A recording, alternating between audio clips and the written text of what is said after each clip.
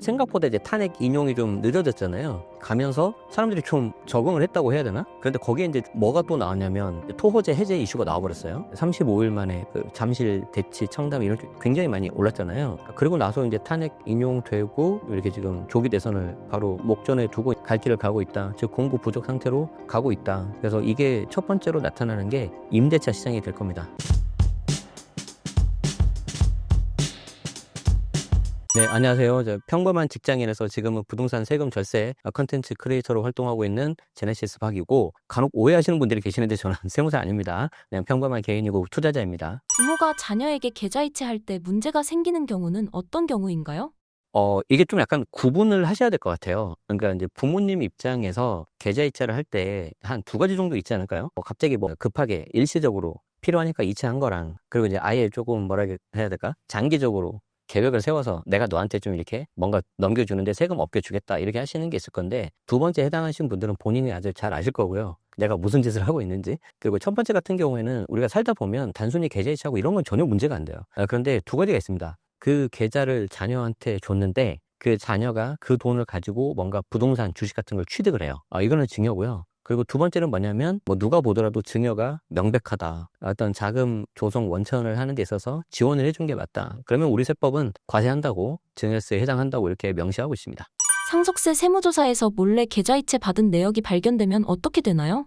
계속해서 똑같은 말씀을 드리는데, 자, 일단은 상속이 개시가 되면 그 직전에 좀 은밀하게 뭔가 돈 거래를 하는 게 있을 수가 있거든요. 그래서 최근 2년치 계좌는 다 봐요. 그리고 심하면은 과거 10년치까지 다 볼 수가 있다. 가장 어떤 게 문제냐면 이런 거예요. 예를 들어서 돌아가신 분이, 이제 사실 우리가 이제 상속 얘기할 때는 되게 조심스러워요. 왜냐면 사람의 어떤 생명과 관련돼 있으니까. 그런데 그냥 가정을 하는 거니까 오해 없으시기 바라고. 예를 들어서 본인이 이제 좀 이게 상속이 개시될 것 같으니까 주택이 하나 있어요. 요걸 내가 팔아서 그 돈 현금을 자녀들한테 주고 싶은 거예요. 그럼 이제 특히 이제 어르신들은 과거의 생각대로 우리가 뭐 이렇게 했을 때 어떻게 알겠어? 라고 생각을 하고 파는 거죠. 그럼 일단 집을 팔면 어떤 일이 발생하죠? 양도소득세가 나오죠. 그래서 세금을 냅니다. 비과세가 아니라고 가정을 하면. 그러면 내가 10억짜리를 팔았는데 세금 뭐 2억 정도 나오면 8억으로 줄어들죠. 그리고 그 8억을 내가 쓸 게 아니라 자녀한테 주고 싶은 거잖아요. 그럼 자녀한테 주고 싶은데 이거를 증여를 하려고 했더니 증여세가 뭐 한 1, 2억 나와버리는 거예요. 그러니까 아깝잖아요. 그래서 그거를 그냥 몰래 주시는 거죠. 몰래 주면은 그게 나중에 이제 혹시라도 사후에 발각이 되면 다 증여세 과세 대상 들어가고 가산세가 붙는다는 거죠. 그러면 이제 이렇게 생각하실 거예요. 아니, 내가 돌아가신 분 아버지가 예를 들어서 돈을 그냥 현금으로 빼고 그 현금을 몰래 주면 되는 거 아니냐, 아니면 뭐 유튜브에서 많이 나오는 뭐 1,000만 원 이하로 해서 주면 되는 거 아니냐 하는데, 아까도 말씀드린 것처럼 증여가 명백하면 당연히 증여세 과세 대상이 되는 거고, 이런 것도 있어요. 부모님 계좌에 돈이 계속 인출이 되는 거예요. 누가 봐도 이상해요. 그러면 그 돈을 뺀 거에 대해서 뭔가 사용 용처가 나와야 되잖아요. 근데 그게 없어요. 그러면 그게 다 과세 대상에 들어가는 거예요. 그런데 이런 게 있어요. 그 돈을 몰래 빼서 자녀한테 이렇게 은밀하게 줬다. 근데 나중에 발각이 돼서 내가 증여세 냈다. 그럼 자녀 입장에서는 물론 가산세도 내고, 근데 좀 발각이 되니까 좀 그런 것도 있고 하니까 불편할 수 있지만 그래도 나는 돈은 받았잖아요. 근데 예를 들어서 돌아가신 분이 몰래 돈을 빼서 다른 사람한테 준 거예요. 그러다 이제 상속이 개시가 된 거죠. 그럼 이걸 알 길이 없잖아요. 이 돈이 무슨 돈인지. 그래 버리면 그럼에도 불구하고 자녀들이 세금 내야 됩니다. 세금을 피하고 자녀에게 증여하려고 사람들이 사용하는 방법은 무엇이 있을까요? 일단은 질문 자체가 조금 애매한데, 제 입장에서 원칙상 말씀드려야 되니까, 예를 들어서 부모가 어떤 자산 형성에 기여를 하기 위해서 내가 몰래 주는 거다, 이거 증여잖아요. 그러면 이제 이게 계좌 이체했을 그 당시에는 안 걸려요. 걸릴 확률이 별로 없어요.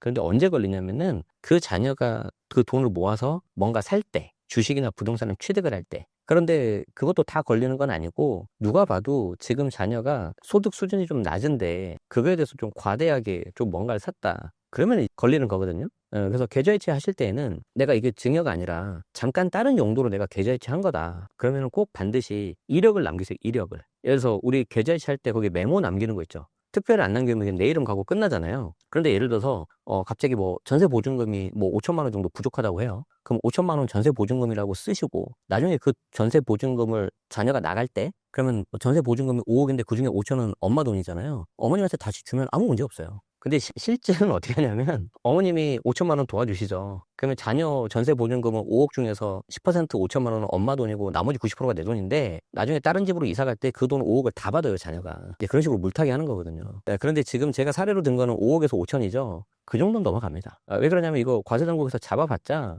부모가 자녀한테 줄 수 있는 그 증여세 뺄 수 있는 공제 금액이 5천만 원이거든요. 실익이 없는 거예요. 그런데 예를 들어서 전세 보증금 5억인데 한 4억 정도를 80%를 다 대줬다. 이건 누가 봐도 명백하잖아요. 그럼 잡히는 거죠. 그런데 아까도 말씀드린 것처럼 처음에 전세 계약서 쓰고 여기 했을 때는 넘어갈 수 있어요. 넘어갈 수 있는데 나중에 자녀가 그걸 가지고 보태서 뭔가를 샀다. 그러면은 이제 들여다볼 수 있는 거고 다행히 그 자녀가 또 소득이 높아요. 그럼 넘어갈 수 있는 거예요. 그러니까 되게 꼬리에 꼬리를 물죠. 그래서 제가 다시 처음으로 돌아갈까요? 부모 입장에서 자녀한테 돈을 줄 때 이 돈이 어떤 돈인지 가장 잘 아는 사람은 그 부모하고 자식이에요. 맞죠? 내가 딱 봐도 약간 구린 돈이다. 그러면 나중에 이제 뭔가 자산 취득할 때 조심하셔야 됩니다. 굉장히 많이 잡아냅니다, 요즘에. 세금을 피하기 위해 안전하게 가족 간 계좌이체하는 방법은 무엇인가요? 계속해서 우리가 똑같은 얘기하고 있는데 그 계좌이체가 용도가 뭐냐는 거죠. 단순 증여라면은 나중에 어떻게든 걸릴 것이고 그게 아니라 내가 잠깐 빌려주는 거다. 그럼 어떻게 해야 되겠어요? 아까 말씀드린 것처럼 메모를 안에다가 그냥 대여, 전세 보증금 지원 이런 게 아니고 뭐 대여금 이런 식으로 적는 거예요. 그리고 그거가 메모만 있으면 안 되니까 차용증 써야겠죠. 그런데 상식적으로 생각했을 때 부모 자식 간에 돈 거래하는 거 본 적 있어요? 거의 못 봤죠. 거의 못 봤는데 요즘엔 집값이 너무 오르고 특히 이제 처음에 살 때 사람들이 내가 조금이라도 좋은 걸 사야 되는구나 이걸 알기 때문에 부모님들도 오히려 내가 좀 더 도와줄게. 아니고 자녀들도 엄마 나 좀 도와줘. 그러면 이제 이거를 예를 들어서 내가 부족한 금액이 한 2억이라고 해봐요. 2억이면은 일단 2억을 내가 전부 다 증여를 받으면 5천만 원 공제하고 나머지 1억 5천에 대해서 증여세가 나오니까 한 2천만 원 증여세가 나와요. 근데 아깝잖아요. 아까우니까 5천 원 증여를 받고 나머지 1억 5천을 빌리는 거예요. 그럼 빌리는 거니까 차용증을 쓰고 거기에 대해서 이자 지급을 하고 또 이제 유튜브 보신 분들은 2억 1,700까지는 이자 안 나가도 된다던데 하지만 저는 이자를 무조건 지급하라고 하죠. 그래야지 내가 나중에 혹시라도 소명 연락이 왔을 때 내가 이자 지급하지 않았냐 들이댈 수가 있는 거죠. 그러면 이제 그 다음에 세무공무원이 뭐라고 하냐면 그럼 저희가 잘 갚는지 지켜보겠습니다. 이제 사후 관리를 한다고요. 그럼 이제 1억 5천을 언제까지 갚아야 되냐? 만약에 돈 빌려주신 분 입장이라면 언제까지 받는 게 좋겠어요? 당장 내일 받는 게 좋겠지만. 근데 보통 차용증 쓰면 부모 자식 간 쓰면 보통 5년, 10년 그래요. 그러니까 이게 벌써 상식에서 안 맞는 거예요. 그래서 저는 개인적으로는 한 5년을 안 넘으면 좋겠다. 100번 양보해도 10년이 맥스다. 저는 그렇게 보는데 가끔 이제 국세청 사례 적발된 거 보면 뭐 30년 무이자 이건 안 갚겠다는 거죠. 그래서 이제 누가 봐도 차용증을 썼다 하더라도 실질이 증여에 가깝다 그러면은 증여세가 과세될 수 있다. 자, 그러면 다시 우리가 보십시오. 계좌이체하면 걸려 안 걸려요? 별 문제가 안 될 수 있어요. 근데 그것 돈을 가지고 뭔가 다른 걸 하면 그때 잡아냅니다. 거기에 대해서는 제가 또 말씀드리도록 하죠. 75년 만에 상속세 개정에서 가장 주목할 점은 무엇인가요? 일단은 결론부터 말씀드리면 아직은 안 변했는데 이게 어떤 거냐면 우리가 이제 특히 세법 같은 경우에는 국민의 재산권을 침해할 수 있는 아주 그런 중요한 위험한 요소가 있기 때문에 모든 걸 다 법에 근거를 해서 적어놔야 돼요. 그러면 우리가 상속세 같은 경우도 상속세 및 증여세법이라고 관련된 법이 있는데 그 법을 바꿔야지 뭔가 개정이 되는 거거든요. 그럼 법은 우리가 어디에서 바꾸죠? 국회에서 바꾸잖아요. 그런데 국회 다수당이 민주당이기 때문에 작년에 24년 7월 달에 정부에서 세법 개정안을 냈을 때 별로 통과된 게 없었어요. 반대를 하고. 그래서 지금 올해 또 2월 달에 정부에서 상속세 유산취득세로 바꾸겠다. 무슨 말이냐면 받는 만큼만 내자. 돌아가신 분 전체에 대해서 하는 게 아니라. 그럼 세부담이 좀 줄어들거든요. 그렇게 했는데 지금 뭐 아시다시피 우리가 지금 촬영을 하고 있는 이때가 이제 조기 대선을 앞두고 있는 그런 상황인데 전혀 지금 논의가 안 되어 있어요. 그런데 정부에서는 추진을 계속 하고 있어요. 근데 그 정부가 이제 6월 3일이면 바뀌는 거죠. 그러면 지금 제가 역으로 여쭤볼게요. 이게 잘 될까요? 안 될까요? 뭔가 좀 안 될 가능성이 높죠. 그런데 어떻게 해서든지 변화는 될 것 같아요. 조금 더 설명을 드리자면 정부 입장에서는 받는 만큼만 내는 유산취득세로 가자. 그러면 30억짜리를 상속을 했을 때 배우자가 살아계시고 자녀가 2명 있다면 상속세가 대략 한 4억 4천 정도가 나와요. 그런데 정부 방식 유산취득세 가면은 배우자는 상속세가 없고 자녀는 한 9천만 원 정도, 그러니까 1억 8천. 그럼 한 2억 6천 정도가 세금이 줄어들어 버리는 거거든요. 근데 이제 아까 우리가 얘기 나눈 것처럼 정부 방식이 언제 될지는 모르겠어요. 25년도에 관련 법이 통과가 되면 28년 시행이에요. 아직 멀었어요.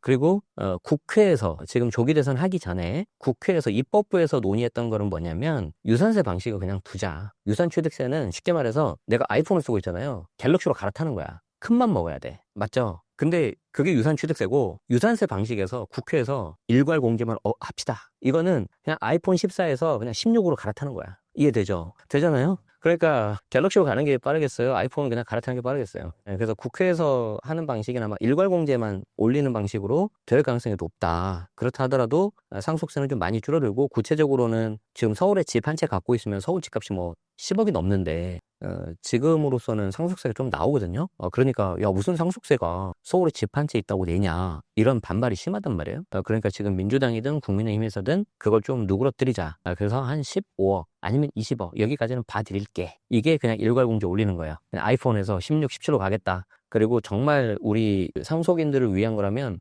갤럭시로 갈아타야 돼요. 유산취득세를 갈아타야 되는데 모르겠습니다. 그거는 새 정부가 들어서는 한번 지켜보겠습니다. 그때 내용이 나오면 다시 불러주시면 얘기하도록 하죠. 상속세를 절세하려면 미리 준비해야 하는 것은 무엇인가요? 아마도 많이들 들으셨을 건데 사전에 미리미리 증여하시는 게 제일 좋습니다. 부모님 입장에서는 야, 내가 앞으로 살 날도 많이 남고 창창한데 무슨 소리냐 하실 수 있겠는데, 자녀의 어떤 조기 자산 형성이라던가 그런 걸 위해서는 좀 미리 준비하시는 게 좋고요. 두 번째는 이제 남아있는 상속인들 입장에서는 이제 상속이 개시가 되잖아요. 그럼 꼭 6개월을 기억하셔야 돼요. 6개월 안에 상속세 신고를 해야 되거든요. 근데 그 신고하실 때 그 상속받은 재산을 만약에 팔잖아요. 그럼 양도세가 안 나와요. 양도세를 안 나고 상속세만 내면 그냥 끝납니다. 아니면 내가 조금 더 오래 갖고 싶다면 6개월 안에 상속세 받은 재산을 감정평가하셔야 돼요. 그러면 취득가를 좀 올려놓을 수 있어요. 그럼 나중에 양도세가 줄어든다. 그래서 사전 증여 그리고 6개월 두 가지만 기억하시면 됩니다. 올해부터 세무조사가 대폭 확대된다는 것이 사실인가요? 저도 그 말을 듣고 이게 뭐지? 제가 알기로는 따로 없는데 그냥 아마 이거 말씀하시는 것 같아요. 뭐냐면 최근에 뭐 하나 개정된 게 세무공무원 포상금에 관련된 내용이 있어요. 이제 국세기본법에 이제 들어간 내용인데 뭐냐면 일종의 어떤 인센티브로 주겠다는 거예요. 그래서 원래 세무공무원 분들이 하시는 일 세금을 부과하고 징수하는 건데 여기에 대해서 좀 뭔가 더 추적해서 잡아내면 연간 최대 2천만 원까지 최대로 해서 포상을 하겠다라고 하니까 이제 우리 입장에서는, 납세자 입장에서는 야, 그러면 이제 세무 공무원분들이 인센티브도 생기니까 더 열심히 해서 좀 더 막 잡아내고 이런 거 아니냐라고 생각을 하시는데 저는 반반이라고 생각을 합니다. 이거 하나 생겼다고 해서 막 세무 공무원분들이 본인들 현재 하시는 일도 엄청 바쁘고 힘든데 그것까지 해서 막 일부러 추적 조사하고 그럴 것 같지는 않고요. 그리고 이제 사실 이 부분에 있어서 제가 좀 별외로 좀 말씀드리고 싶은 부분이 있는데, 조금 입법적으로 저는 개인적으로 아쉬운 게 있어요. 이게 보면 국세기본법에 82조 3인가? 거기에 이제 하나가 들어가고 우리가 이제 본법이 있고 밑에 시행령이 있어요. 시행령은 그냥 정부에서 정해버리면 끝나는 거거든요. 그러면 제가 말씀드린 것처럼 우리 세법은 국민의 재산권을 잘못하면 침해할 수 있기 때문에 모든 관련된 내용은 법에 근거가 돼 있어야 돼요. 근데 그 법에 모든 걸 다 넣을 수 없으니까 시행령에다가 위임을 한단 말이에요. 그래서 이제 거기에 대해서 항상 이렇게 의견이 있는데, 그런데 이 세무공무원 포상금도 법에 일단 들어가 있고 구체적인 내용이 시행령에 들어가 있어요. 그리고 시행령이 아직 제가 알기로는 나온 게 없어요. 그러면 지금 시행령에 갑자기 이렇게 들어가잖아요? 그러면 약간 골치 아파질 수 있는 거예요. 이해되시죠? 그래서 저는 이거를 시행령이 이렇게 위임해서는 안 된다. 가급적 헌법에 있는 내용으로 돼야 되지 않을까. 그게 헌법에도 들어가 있거든요.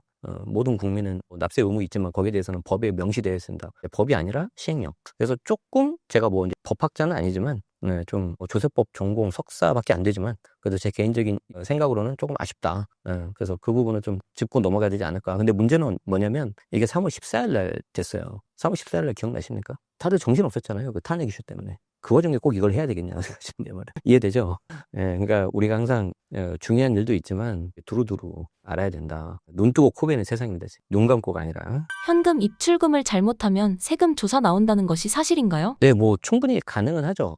우리가 이제 앞의 영상에서는 단순 계좌이체는 문제가 안 될 수 있다. 그런데 이제 단순 계좌뿐만 아니라 이제 현금 입출금 이런 게 이제 문제가 되는데, 뭐냐면 계좌이체 같은 경우도 마찬가지고 현금 입출금도 마찬가지인데 한 건에 대해서 1,000만 원이 넘어가면 금융정보분석원에 관련된 내용이 신고가 돼요. 근데 이게 세무조사를 하려고 그런 게 아니라 원래는 테러 방지예요. 테러 방지. 어떤 불순한 어떤 조직에 그런 자금이 들어가는 걸 막기 위해서 모니터링 하는 건데 그게 이제 이런 쪽으로도 활용이 될 수가 있다는 거죠. 그래서 충분히 좀 가능하고요. 1,000만 원 이상이니까 신고가 되니까 그럼 1,000만 원 밑으로 하자. 뭐 900만 원, 800만 원 이렇게 말씀들 하시는데 그것도 이상거래라고 해서 잡힙니다. 어떤 사람이 500만 원씩을 하루에 계속 인출을 해요. 그런데 그 돈을 쓴 데가 없어요.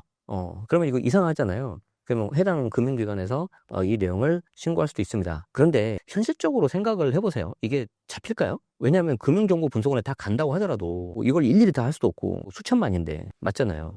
그래서 그거를 모두 다 잡아내지는 않는데 거기에 이제 데이터가 차곡차곡 쌓이다가 언제 드러나냐면 그 사람이 뭔가 살 때, 자산을 취득할 때, 아니면 소비가 급격히 늘어날 때 이때 문제가 돼요. 그러면 이제 자주 물어보시는 게 이거란 말이에요. 1,000만 원 미만으로 하면 괜찮은 거 아니냐.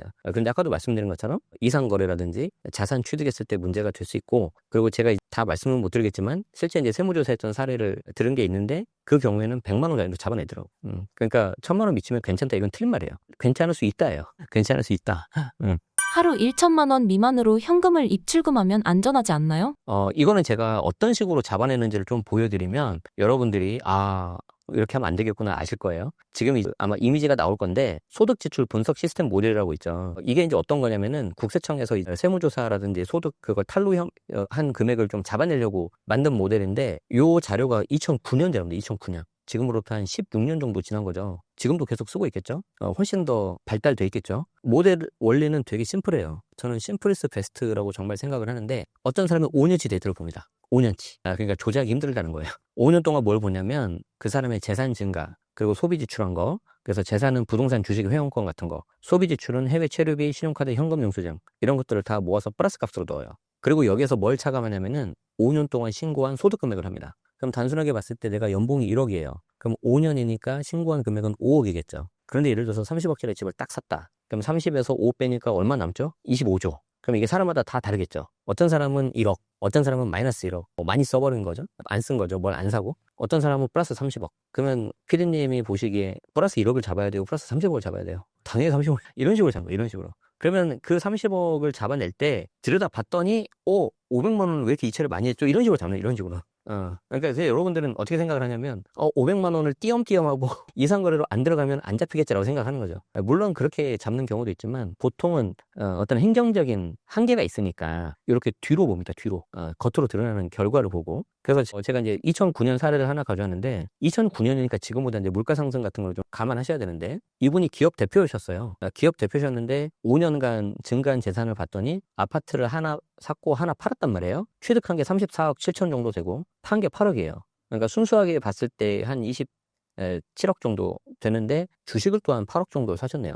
그래서 5년 동안 증가한 재산이 거의 한 30억 정도. 그리고 소비 지출액이 8억인데 5년 동안 7명 가족이 해외여행을 116번을 가요. 한 달에 2번. 누가 봐도 과하죠. 그럼 우리가 딱 봤을 때 돈을 굉장히 많이 벌었겠죠. 그런데 소득 금액을 봤더니 3억이잖아요. 아까 제가 말했잖아요. 5년치 데이터라고. 그러니까 한 달 500만 원이에요. 물론 한 달 500만 원이 적은 건 아니야. 그 당시 돈으로. 2009년이니까. 그렇다 하더라도 한 달에 2번 해외여행을 가고 34억짜리 집을 사고, 이건 좀 아니잖아요. 맞죠? 그래서 탈루 혐의 금액이 무려 36억에 달합니다. 그럼 이거 봐야 되겠어요? 안 봐야 되겠어요? 봐야 되겠죠. 그러면서 이제 그 다음이 더 중요한데, 자, 지금까지 우리는 세무조사를 할 때 상식적으로 생각했을 때 무신고 또는 과소신고가 문제가 된단 말이에요. 내가 자녀한테 증여를 해줬는데 얘가 이제 신고를 100% 다 안 한 경우가 대부분 많잖아요. 그러면 과소신고된 거에 대해서 이제 어떤 식으로 잡아낼 거냐, 이런 식으로만 생각을 하는데, 이 소득지출 분석 시스템, PCI 시스템이라고 하는데, 이 PCI는 그게 아니고, 선생님 우리가 보니까 탈루 혐의 금액이 너무 커요. 우리는 모르겠어요. 선생님 입증해보세요. 이래버려요. 이게 완전 주객이 전도되는 거죠.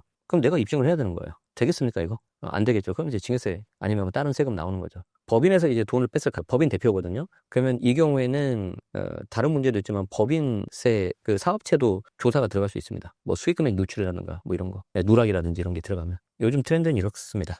세무조사 피하면서 현금 주는 방법은 무엇인가요? 방금 소득지출 분석 시스템 원리를 아셨다면 이게 쉽지 않겠구나 생각하시겠죠. 그런데 다행인 게 뭐냐면, 우리가 이제 사회 통념상 상식적으로 생각했을 때 이거는 그냥 이게 생활비 정도, 교육비 정도 줄 수 있다라고 생각을 하면 증여세가 안 나와요. 그러니까 예를 들어서 남편이 외벌인데 배우자에게 한 달에 뭐 300만 원씩 생활비를 줬다. 이거 누가 봐도 인정되는 금액이잖아요. 그렇죠? 그런데 예를 들어서 뭐 한 달에 뭐 3천만 원, 5천만 원 줬다. 약간 좀 과한 것 같죠? 그렇죠. 이런 경우에 좀 문제가 될 수 있습니다. 그리고 부모님이 계시는데 부모님이 이제 자녀한테 교육비를 대줘요. 당연히 부양 의무가 있으니까 뭐 문제 안 되겠죠. 그런데 부모님이 살아 계시는데 그 위에 할아버지 할머니가 계세요. 할아버지 할머니가 손자녀한테 교육비를 막 몇천만 원씩 턱턱 줍니다. 이거는 문제 되겠죠. 왜냐하면 부양 의무가 있는 아빠 엄마가 계시잖아요. 그럼 그 사람이 책임지면 되는 거지. 그런데 만약에 아빠 엄마가 돌아가셨어. 그럼 위에 할머니 할아버지가 부양 의무가 이렇게 생겨버리는 거잖아요. 그럴 때는 또 세금이 안 나오겠죠. 이해되세요? 그러니까 누가 봐도 저 정도는 해줄 수 있다. 그러면 되는데, 그걸 넘어섰다 그러면은 세금이 붙는데, 문제는 뭐냐면 우리나라 사람들은 여기서 딱딱 끊어줬으면 좋겠잖아요. 뭐 한 달에 500이면 된다. 근데 예를 들어서 한 달에 500이라고 가정을 해봐요. 그럼 전부 다 499만 원 500에 맞춰서 돈을 주겠지. 맞죠? 그렇기 때문에 과세당국에서는 자체 내부적인 기준이 있겠지만, 저도 모르지만 그걸 말할 수 없는 거죠.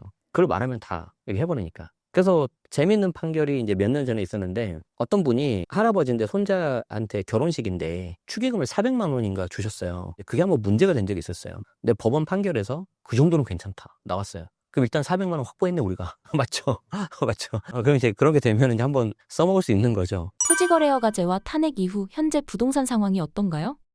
우리가 이제 처음에 비상계엄으로 이런 일이 발생을 했는데 12월 3일 날 비상계엄 터져서 이제 굉장히 좀 많이 위축됐고 생각보다 이제 탄핵 인용이 좀 늦어졌잖아요.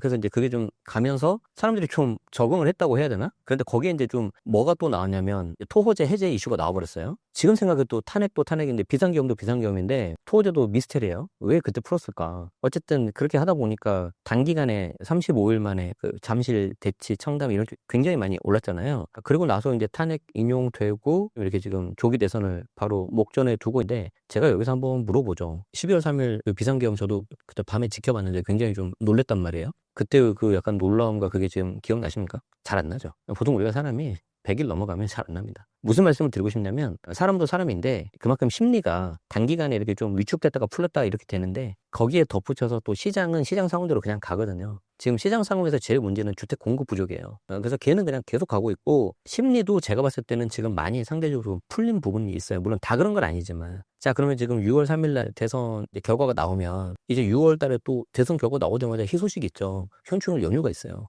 맞잖아요. 우리 놀아야죠. 그리고 이제 6월 금방 지나가겠죠? 일을 좀 하려고 하면 이제 7, 8월 달 뭐가 있습니까? 휴가 가야죠. 맞죠? 금방 6, 7, 8 지나갈 겁니다. 그리고 이제 9월 보통 이제 가을 전세 시장 성수기거든요. 그리고 이제 10월 초에 추석이 있단 말이에요. 그래서 그런 식으로 되면서 사람들이 그냥 예전 일 다 잊어버릴 거예요. 제가 장담하는데. 그런데 시장은 갈 길을 가고 있다. 즉 공급 부족 상태로 가고 있다. 그래서 이게 첫 번째로 나타나는 게 임대차 시장이 될 겁니다. 아마 전세 가격 좀 더 지금보다 좀 불안해질 것 같고요. 그리고 이제 우리나라는 독특하게 이제 전세라는 제도가 있으니까 전세든 월세든 가격을 좀 높은 가격을 찍으면 그걸로 변환되는 거 아시죠? 그래서 전세 보증금 1억이 30만 원, 35만 원, 많은 곳은 40만 원 이런 식으로 막 바꿔버려요. 그래서 둘 중에 하나 찍히면 서로 바꿔가지고 막 이렇게 체인지가 된다. 그래서 지금 6월 3일이 대선인데 대부분 우리 방송 보시는 분들은 그래 대선 지나고 일단 한번 누구 되는지 보고 이렇게 좀 움직이자라는 생각들이 대부분이실 건데 최근 들어서 지금 제가 오늘 촬영하기 오기 전 며칠 전부터 2, 3일 전부터 제가 보니까 조금 움직임이 좀 빠른 것 같아요. 그래서 이제 이거는 저도 이제 물건을 좀 내놓은 게 있으니까 소위 말해서 입질, 집을 보러 오는 사람들 보면서 제가 느끼는 게 있고 저희 이제 수강생들 교육 받고 있는 수강생 분들도 전해주는 소식이 있고 그리고 이제 저 같은 경우는 또 간접적으로 뭘 보냐면은 이제 유튜브 댓글 같은 거 그리고 이제 상담 요청 같은 거 그런 거 보니까 최근에 또 늘었어요. 그래서 그걸 보면서 약간 인간 지표라고 하죠. 아 이게 좀 가는구나. 생각보다 빨라지는구나. 그럼 두 가지 이유가 있는 것 같아요. 빨라지는 거는. 첫 번째는 사람들이 되게 똑똑해졌어요. 예전하고 다르게. 특히 이제 그게 SNS의 영향이 되게 큰데 너무 빨리 돌아요. 특히 인스타 스레드 하시죠. 그럼 이제 거기 더 빠르더라고 내가 보니까. 그래서 이제 그거 통해 가지고 좀 움직이시는 분들도 있고 두 번째는 그냥 우스갯소리로 선거 결과 뭐 안 봐도 뭐 이거인 것 같다. 그러니까 그냥 거기에 맞춰서 움직이겠다. 그러신 분들도 일부 계시는 것 같아요. 그래서 지금 한 2주도 안 남았는데 한 10일 정도 이렇게 남았는데 그거 반영해서 움직이고 있는 게 아닌가 생각하고 있습니다. 조기 대선을 앞두고 각종 부동산 정책으로 집값이 오를 수 있다는 말이 있는데 어떻게 보시나요? 지금 물론 호가 중심이긴 한데 우리가 다는 아니고요. 근데 전제 조건이 다는 아닙니다. 서울의 중심 지역 있죠. 얼마 전에 보도자료 보니까 주거 선호 지역이라고 이렇게 되어 있던데 아시는 것처럼 강남, 성구하고 용산 그리고 그 옆에 있는 뭐 마포, 강동, 동작, 성동, 뭐 여의도 이런 데를 중심으로 해가지고 좀 이렇게 매물이 좀 이렇게 호가를 높이는 그런 분위기인 것 같아요. 그리고 지금 매주 나오는 KB 시세라고 있어요. 그런 시세 데이터를 보면은 서울 수도권이 되게 많아요. 매주 데이터가 나오고 있거든요. 그래서 거기 보면은 탑 10, 그리고 월스트 10 이렇게 계속 나오는데 계속 서울 수도권 이렇게 나오고 있고 매주 움직이는 그 수치가 0.3 정도가 넘어가면 의미 있는 수치예요. 제가 알기로는. 그런데 0.3 육박하거나 넘는 것들이 많이 있다. 그래서 그런 것들도 좀 같이 보시면서 좀 대응을 하셔야 되지 않을까 싶어요. 내가 어떤 포지션으로 갈 건지. 올해 부동산 시장 전망 어떻게 보고 계신가요? 뭐 이거는 그냥 그림을 보고 잠깐 말씀드리자면은 지금 6월 3일 대선 지나고 이제 끝나고 나면 상반기 거의 이제 끝나잖아요. 그러면 지금 장담을 하는데 어떤 대선 후보도 부동산을 어떻게 규제하겠다 이런 얘기 안 나올 거예요. 상대적으로 관심도가 지금 멀어져 있는 그런 상황인데, 그렇다고 제가 지금 시장이 안정돼 있다라는 생각은 절대 안 하고 있어요. 아까 말씀드린 것처럼 공급은 계속 부족하니까. 그런데 겉으로 보이기에는 그냥 보합인 상태로 보일 겁니다. 그래서 그냥 계속 보합인데 안에서는 내부적으로는 좀 에너지를 다지고 있는 그런 상황으로 봐야 될 것 같고, 하반기부터 아까 말씀드린 것처럼 6, 7, 8은 그냥 넘어갈 거예요. 이제 그러다가 이제 가을 전세 시장 들어서면 아차 싶은 거죠. 생각보다 이게 좀 오르네. 약간 그래서 그런 부분이 생길 거고, 특히 여기에 이제 더 악영향을 미치는 게 뭐냐면, 아까 토호제를 해제했다가 풀었다 그랬잖아요. 오세훈 서울시장이 풀었다가 다시 이제 정부 국토교통부에서 그걸 다시 막았단 말이에요. 자, 그러면은 두 가지가 있는데, 강남, 상구, 용산 중에서 아파트를 다 묶어버렸어요. 그러면 내가 강남, 상구, 용산에 뭐 빌라도 물론 있고 오피스텔도 있고 좋지만 나도 아파트 살고 싶잖아요. 선호도가 높으니까. 그럼 내가 아파트를 전세로 거주하고 싶으면 어떻게 해야지 전세가 나오죠? 거기 살고 있는 전세에 있는 사람이 나가야 되는 거잖아요. 맞죠? 그거 외에는 방법이 없지 않아요? 아니면 거기 살고 있는 집주인이 나가거나. 이걸 무슨 말씀을 드리냐면, 내가 살고 싶은 전세, 아파트 전세는 누가 공급하냐는 거예요. 집주인이 살고 있다가 나가거나, 여기 전세 살고 있는 사람이 나가거나, 아니면은 내가 집주인인데 내가 그냥 이걸 투자용으로 사놓고 갭 투자를 해야지 생기는 거예요. 근데 갭 투자가 지금 막혔죠. 그럼 나머지 두 개밖에 없잖아요. 그러면 거기 살고 있는 전세 살고 있는 사람이 나가면 자기는 못 들어온다는 거 알죠? 그럼 안 나가겠죠. 이제 어쩔 수 없이 떠밀린 사람은 나가겠지만, 그럼 남아있는 사람이 뭐밖에 없어요? 집주인밖에 없죠. 집주인이 실거주를 하고 있는데 나가야 돼요. 근데 지금 부동산 정책이 집은 하나만 갖고 있으라고 하잖아요. 그러면 집주인이 나가면 자기 살 집이 없죠. 나가겠어, 안 나가겠어요? 안 나가겠죠. 왜 이렇게 길게 설명하냐면, 토호제를 중심으로 아파트 전세값이 오르겠잖아요. 맞죠? 그러면은 거기서 밀려난 사람도 일부 있을 거지 않습니까? 그럼 그 사람이 어디로 가겠어요? 멀리 가겠어요? 옆으로 가겠어요? 옆으로 가겠죠. 그럼 옆으로 가면 다시 거기도 전세값이 밀리겠죠. 계속 옆으로 갈 겁니다. 물론 그렇다고 저기 끝까지 가지는 않을 거예요. 그래서 그게 아마 올해 하반기 때 나타나는 모습이지 않을까? 그러면 그 중에 일부는 매매를 하시는 분도 생기겠죠. 그래서 이거는 제가 좀 구분하기 위해서 내년 상반기라고 했는데, 빠르면 올해 하반기부터 좀 주요 주거 선호 지역 같은 경우에는 매매가가 좀 더 오르겠죠. 그리고 이제 26년 하반기가 되면 집권 2년 차잖아요. 정권이 바뀐다면. 그런데 만약에 이제 민주당 쪽으로 정권이 된다고 가정을 한다면 수요 억제책을 쓰는 정권이잖아요. 물론 공급 계속 늘리겠다고 말은 하지만 공급이 뭐 하루아침에 뚝딱 만들어지는 것도 아니고, 그러니까 할 수 있는 게 수요 억제책, 규제책이 나오겠죠. 그럼 규제가 나오면 과거 문재인 정부에서 봤던 것처럼 또 옆으로 퍼지겠죠. 풍선 효과가. 이해되죠? 그렇게 될 것 같은데, 제 생각엔. 그러면 이제 아마 내년 이맘때쯤 되면 제가 다른 채널을 되게 많이 나가야 될 수 있어요. 뭐 이런 얘기를만 해야 되니까. 그럼 이제 수요 억제책 하는 것 중에 이제 여러 가지가 있지만 그 중에 세금이 또 있단 말이에요. 우린 그걸 다 겪어봤잖아요. 문재인 정부 때. 근데 집값이 잡혔어요, 안 잡혔어요? 안 잡혔잖아요. 똑같이는 안 할 거예요. 똑같이는 안 할 건데 좀 염려되죠, 제 입장에서. 그래서 제 개인적인 생각으로는 이런 식으로 흐름이 가지 않을까 싶습니다. 최근 서울의 공시가가 올라갔다고 하는데 어떤 영향이 있나요? 공동주택 공시가격이 올라갔는데 전국 평균 3.7인가 3.5인가 그래요. 근데 서울만 6, 7%가 되고요. 나머지 지역은 다 마이너스예요. 그리고 이제 서울 중에서도 강남, 삼구 이렇게 중심지 있잖아요. 두 자릿수예요. 그러면 이제 어떤 문제가 생기냐면 보유세가 엄청 올라요. 보유세가 오르면 일단 그 집을 갖고 있는 사람들이 이제 내가 좀 보유세를 내야 되니까 힘들겠죠. 그런데 이제 이걸 내가 팔 거냐 말 거냐 이건 좀 그 다음 문제고, 그런데 내가 만약에 집이 두 채 이상이다 그러신 분들은 일부 팔거나 아니면 증여를 할 거예요. 아니면은 내가 집이 두 채 이상이면 하나는 실거주하고 하나는 전세나 월세를 주겠잖아요. 그러면 가급적 전세를 줄까요? 월세를 줄까요? 여러 개 된다면 월세를 줘야겠죠. 그래야 내가 월세 받아 세금 내니까. 그래도 될 거예요. 그리고 아까 제가 임대차 시장이 좀 불안해질 수 있다 그랬잖아요. 그러면 임대인 입장에서는 예를 들어서 내가 전세가 1억이 올라요.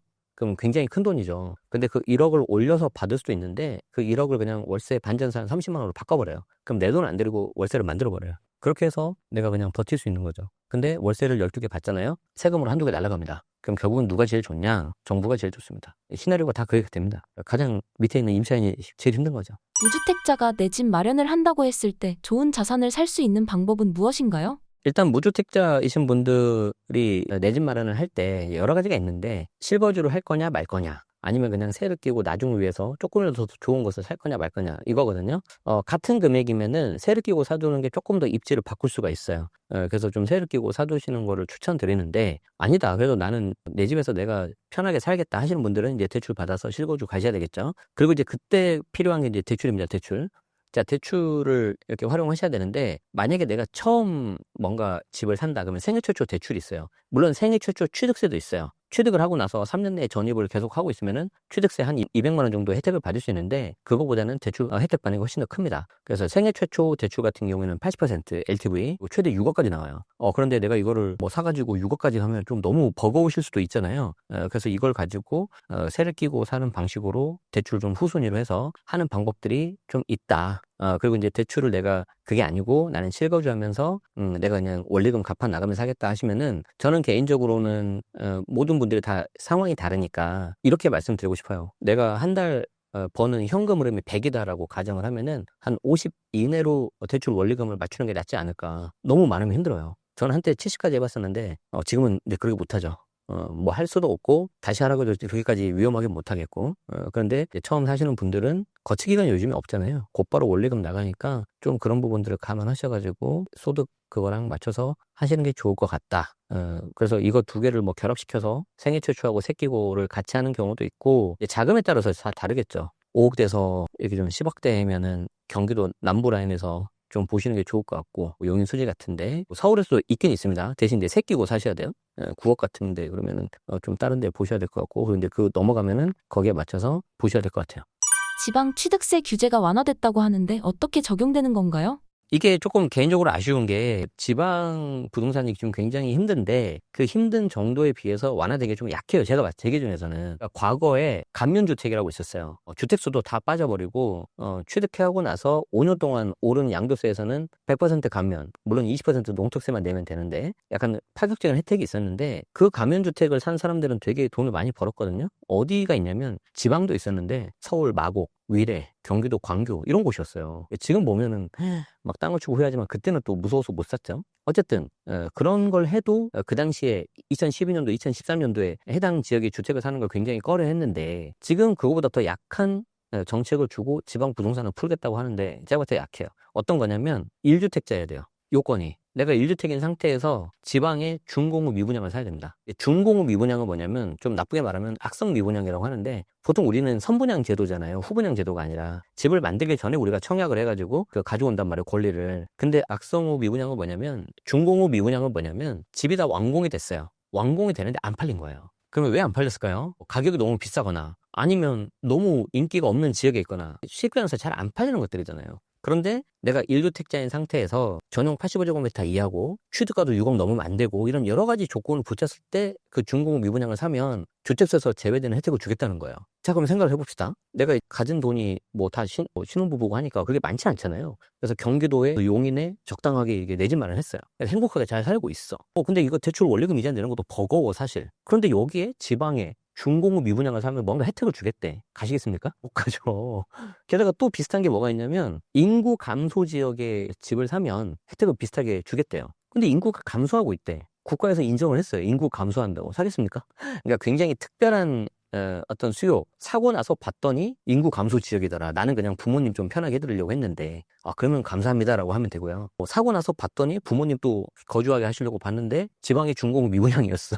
그러면 이제 소위 말해서 전문용어로 얻어 걸리는 거지 내가 처음부터 여기를 공략해가지고 뭔가 투자 수익을 보겠다는 거는 있긴 있겠지만 되게 약할 거예요. 왜 그러냐면 투자라는 거는 주식도 마찬가지고 코인도 마찬가지지만 내가 샀잖아요. 그럼 나중에 오를 거라는 거잖아요. 그리고 그 오를 거라는 건 구체적으로 뭐냐면 그 오른 가격에 누가 내 물건을 받아줘야 된다는 거. 매수자가 나타나야 되는 거죠. 근데 지금 분위기에서 내가 그 바늘구멍을 뚫고 딱 했는데 또 한 번 더 뚫어야 되잖아요. 이렇게 계속 말하면 지방에 계신 분들 되게 좀 서운해 하실 수 있는데 뭐 그렇다고 제가 틀린 말을 하면 안 되니까. 그래서 세금적으로 봤을 때는 좀 이렇다. 물론 투자 관점에서는 제가 놓친 게 분명히 있을 수 있습니다. 뭐 제가 뭐 투자를 엄청 잘하고 그런 것도 아니니까. 그래서 투자를 잘하신 분 입장에서는 이런 데서 하면 굉장히 좋은데 라고 하실 수 있는데 현재 어떤 정책적인 면 세금적인 측면에서는 약하다. 이거는 안 된다. 더 풀어야 된다. 살리려면 저는 그 생각이에요.